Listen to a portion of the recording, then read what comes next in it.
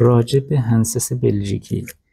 ایها الشهزاده هنسس السلام، شد طلای ما ز تو مس السلام. ملتی را خوار و مفلس کرده ای، بارک الله نقره را مس کرده ای. ترسم آخر دعوای شاهی کنی، در خزانه هرچه میخواهی کنی. پیش از این با ما ستمکاری مکن، جای خود بنشین و بیاری مکن. خواستی منحل شود ژاندارمری، بارک الله بر تو با این نوکری. تو طرف با اسم و رسم ما شدی، نان ما خوردی یا خصم ما شدی. میدهی تخفیف ملت را که چه، میکنی تهدید دولت را که چه. گربه میرقصانی از جفت و کلک، آخر ای مؤمن چه شد حق نمک.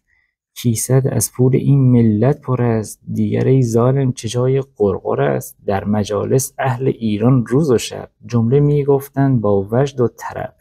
مشعل تاریکی آوردیم ما، خادم بلژیکی آوردیم ما.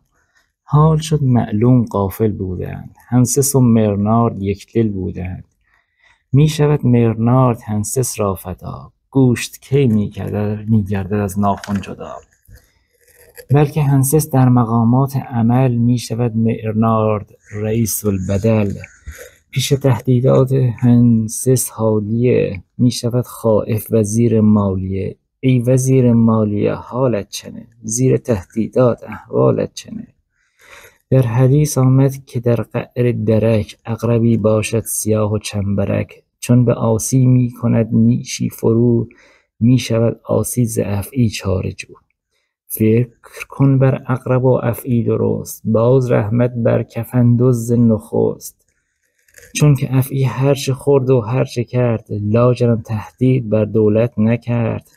هست عقرب هنسس والا مقام، افعی آن مرنارد باشد والسلام. دوش در دولاب با 100 قیل و قال، کردم از غول بیابانی سؤال. گفتم این اوضاع و ترتیبات چیست، هنسس این گونه تهدیدات چیست. گفت این میشی که میبینی بز است، هرچه میگویند تمامش قمپز است.